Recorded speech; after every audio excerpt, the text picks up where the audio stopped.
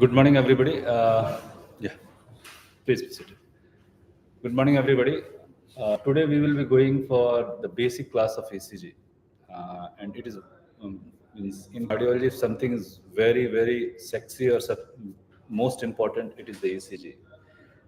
It is most difficult, but if you learn it, the pathway, or you can say the way it should be looked, most of the time you will get a lot of information which is hidden inside the up and downs of the waveform. So each waveform speaks a particular part of the cardiac conduction. We call as a repolarization and depolarization. And accordingly, we make our conclusions. So ECG 360 degree is the usually our case scenario which we are going to discuss with you.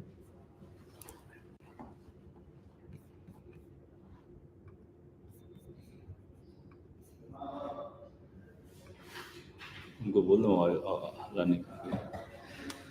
So ECG 360 degree is basically the approach for the ECG patients brought by the Heartbeat Foundation, which is rhythm awareness. What do you call trust.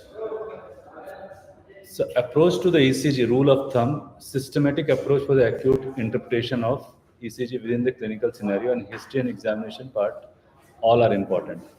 Age and gender specific, known abnormal, normal abnormals. कौन है who is there? Short. So,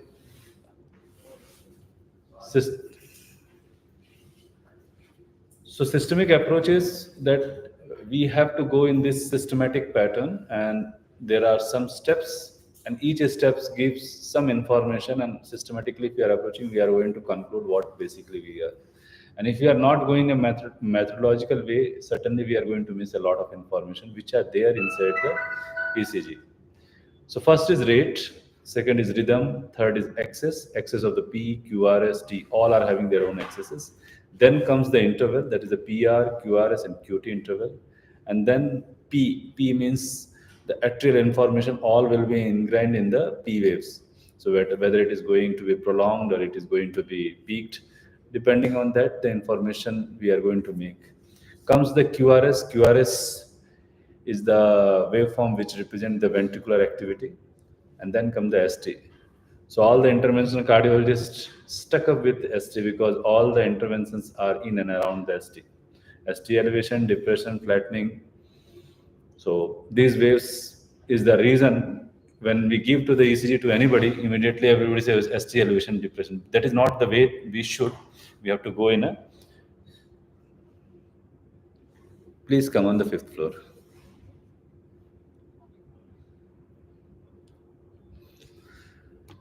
So T wave is the next important wave, but uh, it changes with a lot of variables. It is not a very fixed and predictable way to go. There are some changes which are very specific for particular type of diseases, but T wave can vary with a lot of, like if person has taken a fat meal, he will be having a T wave changes which can happen. If he is taking deep inspiration, it may change.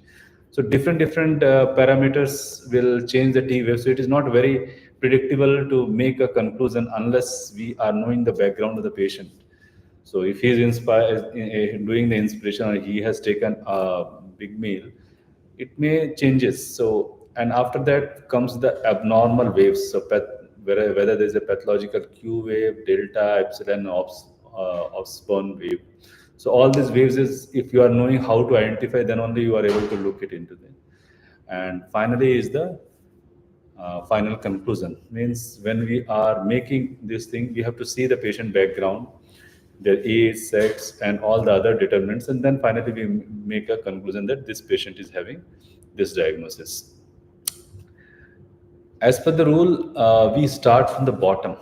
So bottom is very important when we are reading the ECG, and that's why the lower part, the what is the speed of the ECG, what is the standardization of the ECG, and finally what is the this third part that you call um, the filter setting. So all this information makes a lot of difference.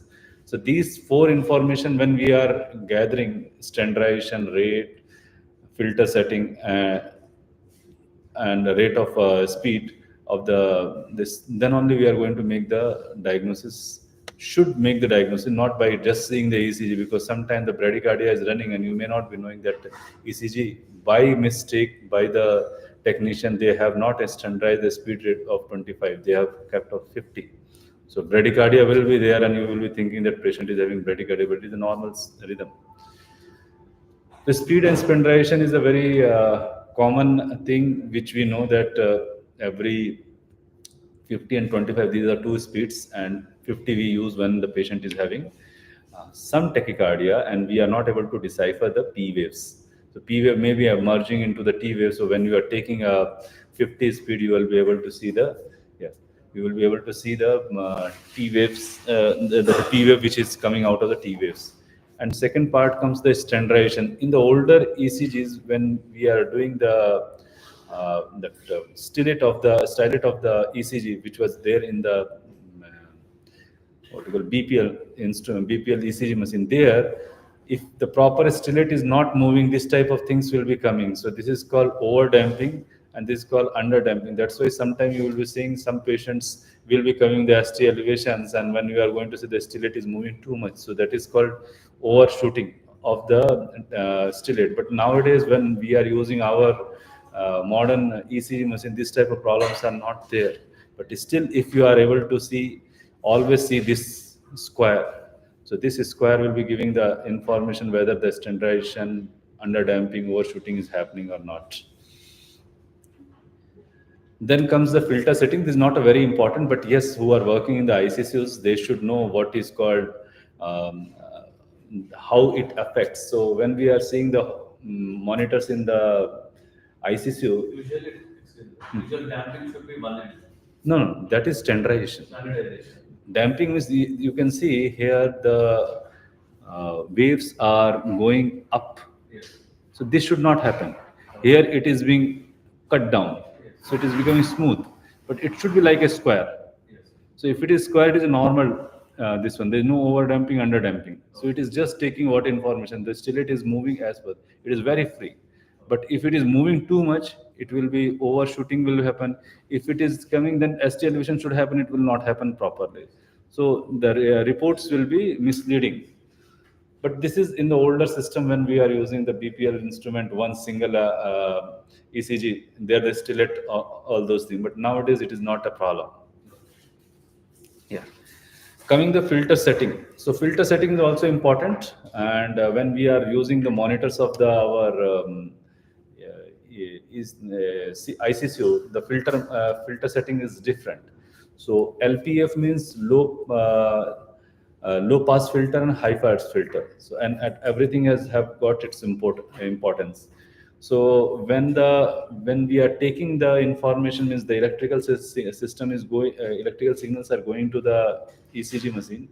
It is then going to change, means particular information it is going to screen, and later on it will bring on the ECG.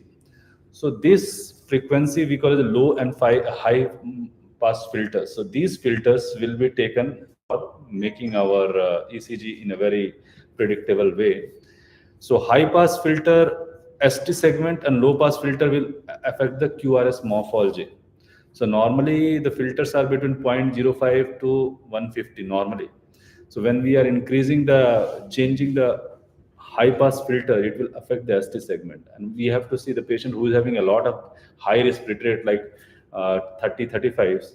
So most of the time, this filter setting from 0.05 to 0.5, we don't want the ECG should go like this one. So to reduce it, we have to increase the high pass filter. So in that sense, when we are doing it, the ST segment will start. It will affect the ST segments. So you will be seeing most of the monitor in the ICC will be showing ST elevation, and when you are doing by the normal ECG machine, there will not be there. The reason is it is affecting the high pass filter. Whatever the frequency is there, you have increased it. So you can see 0.05 was there, and you have increased to 0.5, so that the undulation of the ECG should not happen. but it comes with the price that ST elevation will start showing on the ECG. So that's why the ST elevation should not be looked on the monitors. Whenever you are in doubt, always take a ECG and just confirm whether it is really coming or not. And when we are increasing the low pass filter, so you can see 150, 140, the QRS will vary. The QRS will become broader versus smaller because it is being getting what you call crisp information when you are using the high, when you are using the reducing the values, it is becoming broadening. So that is also the low pass filter will change the morphology and high pass filter will change the ST segment. So we have to keep, and the nominal is always 0.05 to 150 in the most system, and when you are using the monitor is 0.5 to 150. So you can see muscle and so AC filter. These type of things, whenever you are wandering of pacemaker, sorry, let me come. So this is, you may be seeing most of the time when you are taking the ECG. And this, when you want to correct, you have to go into the filter setting. In 0.05, you have to go 0.5. This wandering will go. Okay. Second is, this is muscle, means patient is doing a lot of twitching. That time you have to let the patient be relaxed. This type of somatic things will be going on, or nearby any electrical signals are coming that may affect. This is very common. We call as a 60 cycle, and in European country it is 50 cycle AC interference. So these type of things will be there, and these spikes there are called. Some filters are there. The time you on it, it will automatically go on. Notch filter we call is 50 and 60 hertz. So whatever the 50 and 60 hertz what you hear you are getting, that will get immediately off. Means it will get smoothened.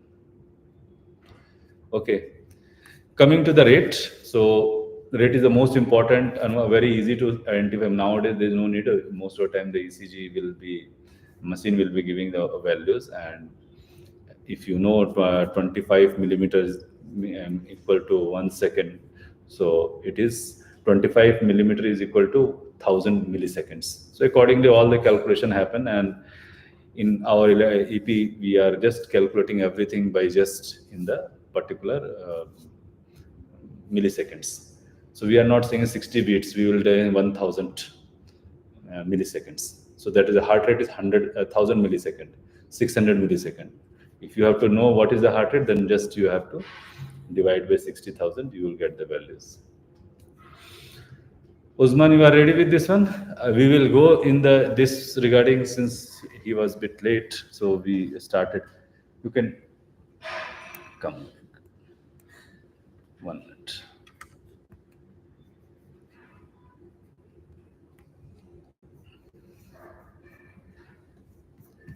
Be fast. Come. You have to email me. Otherwise, it will not come in this monitor.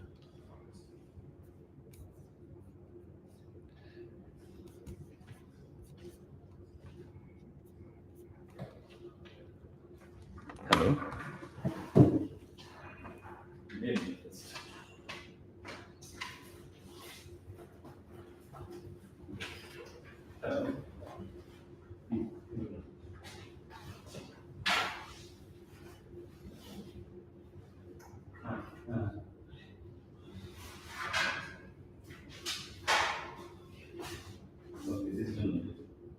What is my